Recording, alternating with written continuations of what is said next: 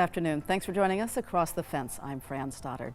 For this month's Birds Notes program, we're going to see some of the birds caught this year at the Green Mountain Audubon Bird Banding Station.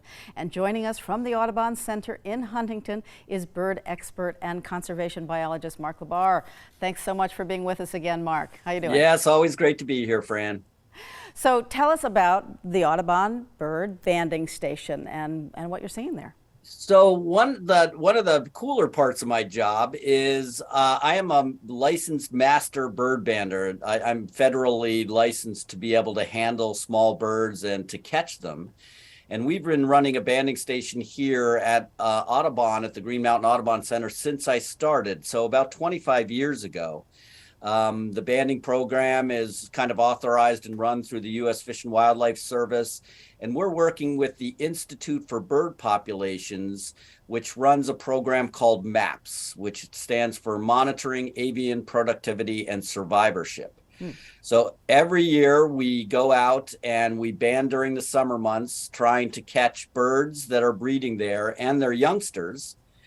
And sometimes we catch birds that I've banded in previous years. One of those is like the veery. We often catch birds. This is one of our more common birds that we catch. It's a thrush. And this is a bird that, winters down in South America and then flies all the way back to the Audubon Center. And we know that because of the bands that we put on their legs.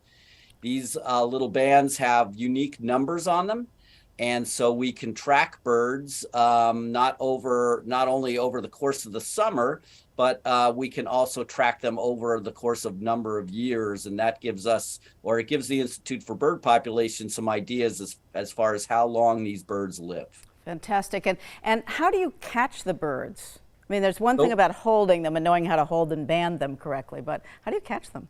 So it's really difficult for me to get a picture of this, so I don't have one, but we use something called a mist net, which is a very fine net that's about 36 feet long and about 10 feet tall, and the birds fly around and fly into that net, and we check those nets every half an hour or so and take the birds out and bring them back to the banding station. So again, part of my master's banding permit allows me to use mist nets. There's a number of ways to catch birds. I used to band albatrosses for a time, and you can walk right up behind them and lift them up because they're not afraid of humans and somebody puts a band on them. So, but we use mist nets here at the station. Okay, and I know you're very careful with them. So besides the veery, what are some other birds that you're catching? So, in line with the veery, and this is kind of an interesting bird that we've just started catching over the past 5 years or so, which is the wood thrush. Which is a thrush just like the veery. And this kind of shows us that our woods here are changing slightly, and these birds are now breeding in the area where we band. So this has been a great little development with that. We also catch, because we have a lot of shrubby habitat, you can see that habitat here in the background, gray catbirds. Now, this is a bird that winters in Central America. When I was in Belize, we caught a lot of these. I was doing some banding there. But again, because these birds have the bands on them, we can track those individuals from place to place, and it gives us a lot of information on bird life. Another real common bird in our forests kind of looks like a wood thrush or a veery with those spots on its breast, and that's because this bird spends a lot of time on the ground. So this is an ovenbird, which is actually a warbler. This is another bird that migrates to Central America, and so this is the teacher, or pizza bird. And the eyes are so big, it's so amazing. So when you're talking about the wood thrush and the veery, the wood thrush pretty new, how does that compare to the hermit thrush, which of course is a state bird? They're very similar, obviously, but there's a difference here. So here at the Audubon, we tend to find the veeries down around the beaver ponds. You go up and the wood thrushes, you go up the hill a little bit and you start finding the hermit thrushes. But this year we caught a number of hermit thrushes, including the other day when we banded, we got 2 youngsters in the net. So obviously there's some changes happening that those hermit thrushes are starting to nest a little bit closer to the other three species. In Vermont, if you look at the thrushes, you go a little higher up in elevation and you get the Swainson's thrush and go all the way to the top of the mountains, and we've got Bicknell's thrush. So the thrushes cover all the elevations. Oh, that's really cool. So, and about the banding, is there a special way that you hold the bird? You're as a master bander. I'm sure there's a very special way you do that. You get them out of the nest, and then how you hold them is also very particular. Right. So in these pictures, I'm holding them using what's called the photographer's grip, which is just holding their legs. But just like this, here's a red-eyed vireo, another really common bird in the forest, and you can see that really sharp red eye. And so I'm holding him with my fingers that way. In the previous picture with the vireo with the band, that's called the bander's grip, and that's a much more secure grip. It's like making a small cage around the bird. I don't squeeze them or anything, but it keeps their feathers close, and I'm able to then work with them. Again, another photographer's grip. This is one of the birds which inhabits the edges of the Audubon, the chestnut-sided warbler. And you can see that those nice brown edges there, and this is a nice male. So pleased to meet you. Welcome you into the forest. And then since we have riparian habitat and shrubby habitat, we get this bird. Now, this is kind of a unique one because this could be a willow flycatcher or it could be an alder flycatcher. But in the hand, you can't tell them apart. You can only tell them apart by their song. So, or it's a very laborious process. So we clump those two species together in a group called the trails flycatcher. And so, yeah, go ahead. Well, I was just wondering about identification, and are you able to identify all the birds that you actually catch? So for the most part, yes. I mean, one of the bander's rules is you never put a band on a bird that you don't know what species is, because there's different size bands for different size birds. They have different sized legs.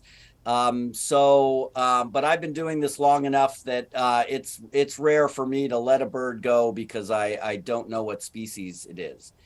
In some places where I haven't banded before, I rely on other master banders that are familiar with that area. Certainly when I was in Belize, I was relying a lot on the expert there, Abidas Ash, who knew all the Belizean birds, so that was handy.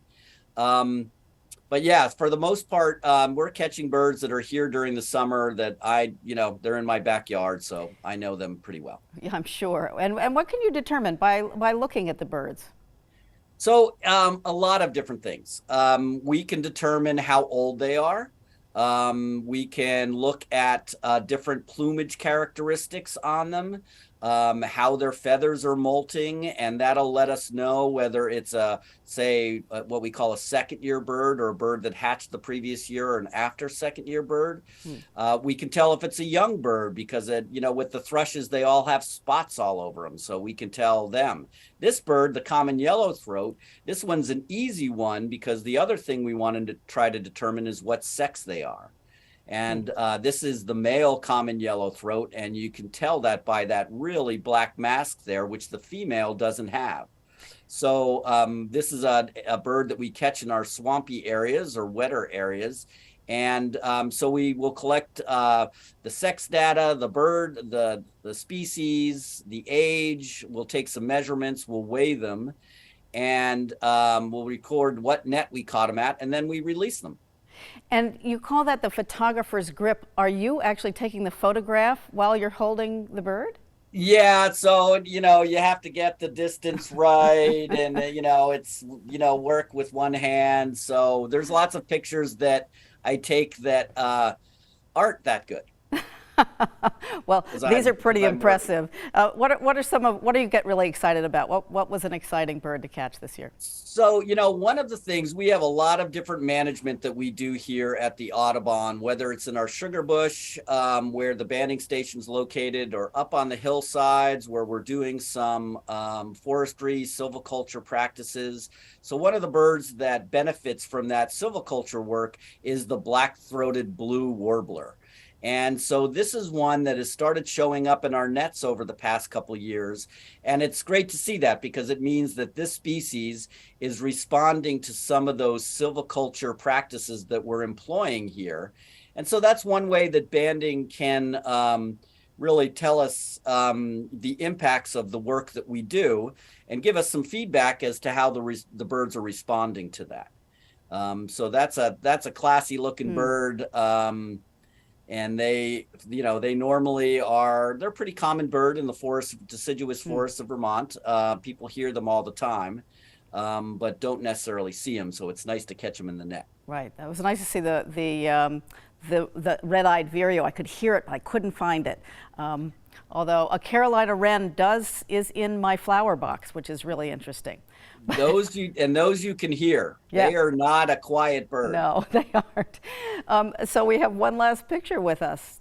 Tell me about this. So this is, I just threw this in at the end. This is me going out on a net run. So when we go out and we get the birds out of the net, we put them in these little cloth bags and bring them back to the banding station.